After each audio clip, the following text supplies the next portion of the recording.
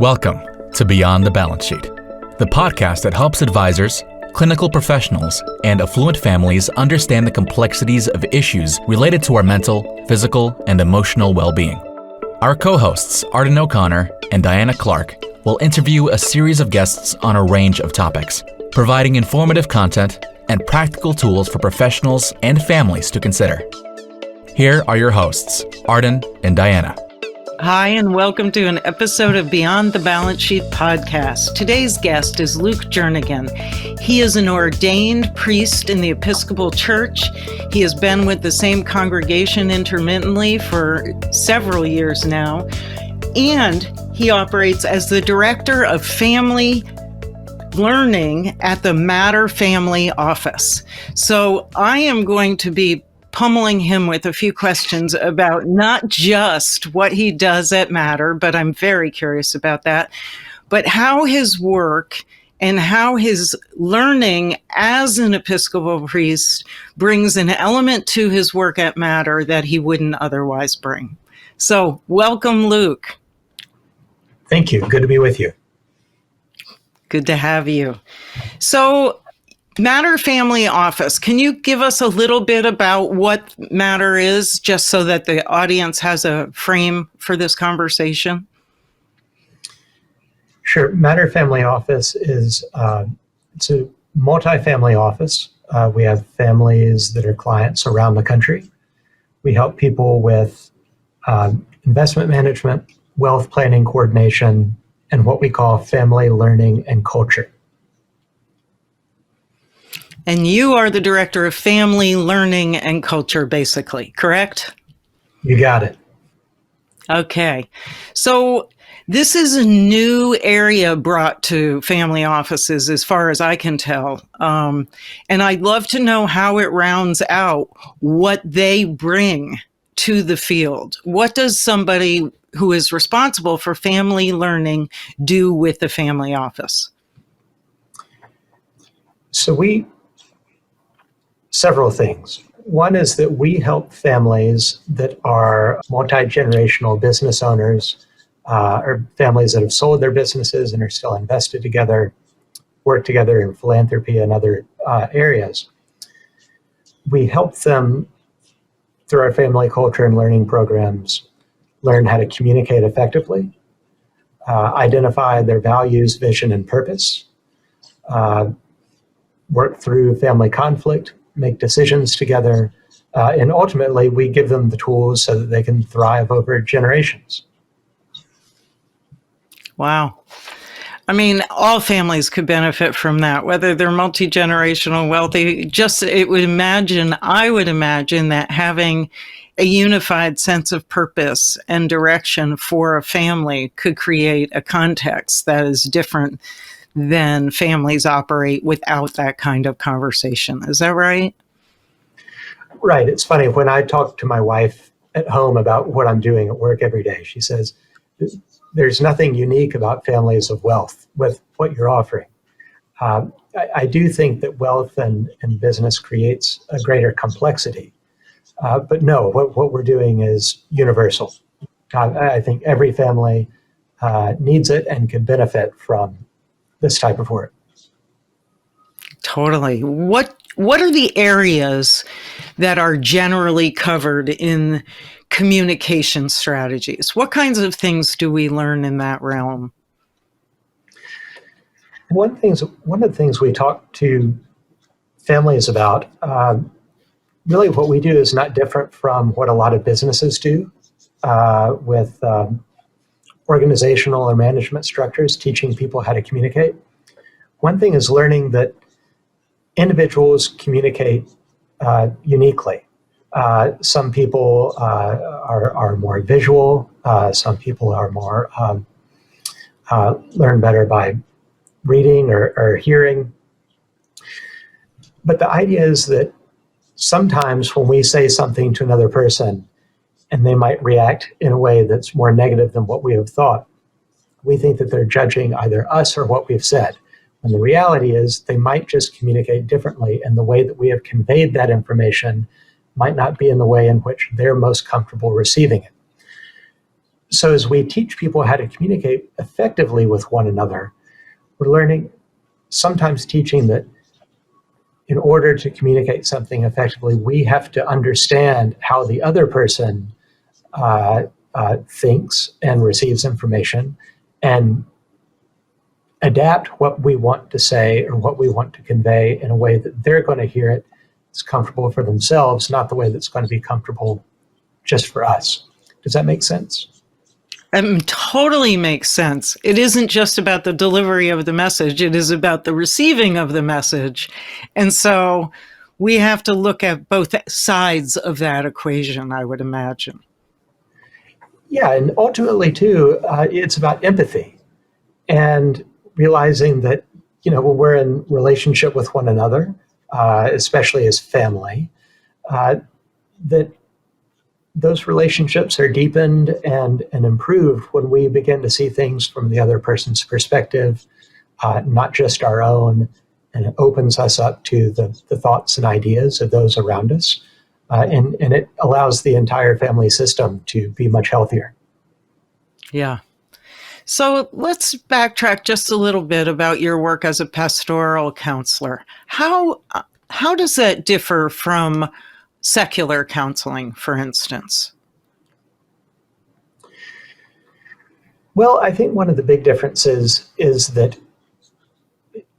in a church, people are coming to me mainly to talk about problems that they have, or struggles that they have, often as that relates to their spiritual context. So a better way of saying is how that relates to their relationship with God. However, in a pastoral context, a lot of people end up coming to me for matters that are a little less church related. It could be spouses who are feeling some tension, or parents struggling with kids, or kids struggling with parents, siblings struggling with each other. And the last church where I served for 7 years was unique in that it was in a community here in St. Louis. Here in St. Louis, I'm not from here, but I've learned the joke is, people don't ever really leave. So at the church where I was serving, there were some families who were members of the congregation where I knew 4 generations, or in a few cases, 5 generations of a family.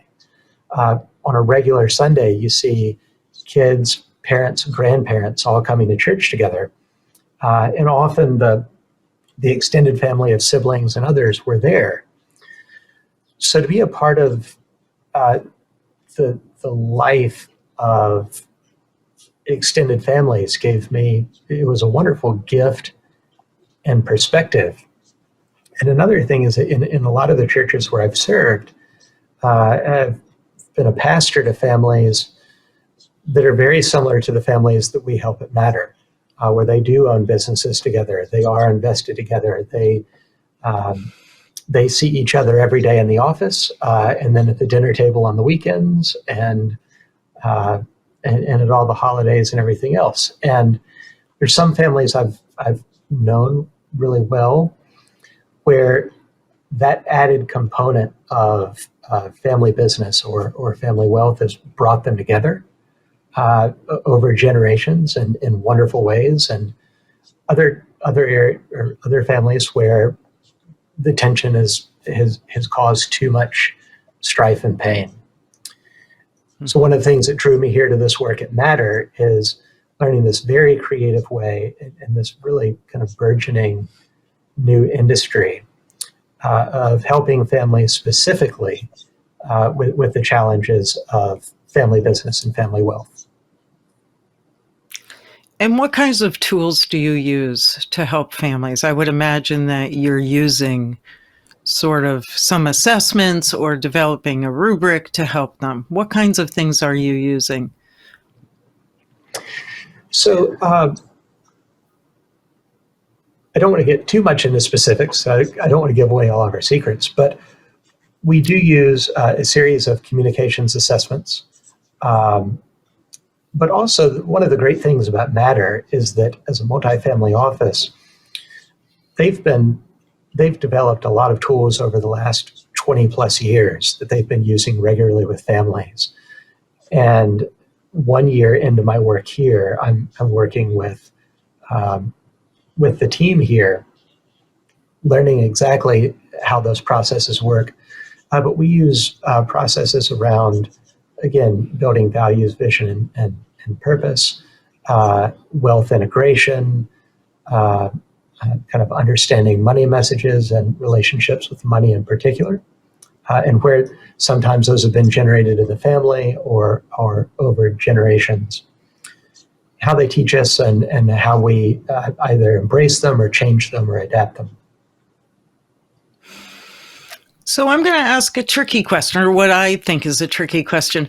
What are some of the themes that you see for a family that successfully navigates wealth or family business and multi-generations? What are some of the themes you tend to see? I think the families that are really successful in doing this are the ones who are open. They are open to really, really listening to and hearing the ideas of extended family. Often you have a family with parents that have started a company or created the wealth that the rest of the family benefits from. The families that we work with tend to be very proactive. They're coming to Matter specifically because they see our approach around culture and learning as a way to solve problems before they exist. So they want to be able to teach their kids, and not just about like the mechanics of investing and earning money, but or the mechanics of a business, but they want to invite them into a deeper conversation about purpose. How do we want to live our lives? How do we use the financial tools that we have to have the experiences that we want, and to leave the world in a better place, and to leave our family in a better, stronger place a generation from now than where we currently are. So I think intent is a big component. I think the ability and the willingness to listen is a key component. Vulnerability, but also really opening up to shared decision making, I think is critical. At what age are you starting to see wealth creators who are successful in allowing other people and being flexible with their own vision? What age do you see that the kids are when that tends to happen?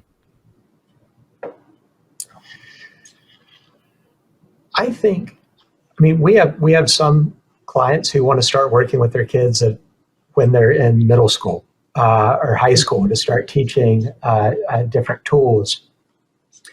But really it is, parents can start integrating this education in stages.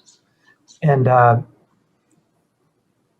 my experience is that a lot of people who create successful companies are really good at creating a company and specific to what they're doing. And I think for a lot of folks, the wealth almost becomes accidental. That suddenly, after a lifetime of success, they've generated quite a bit of wealth that's going to benefit their family, and may not have the tools. Maybe all the tools that were effective in creating a business are not the same tools that are effective in creating a really healthy, successful family.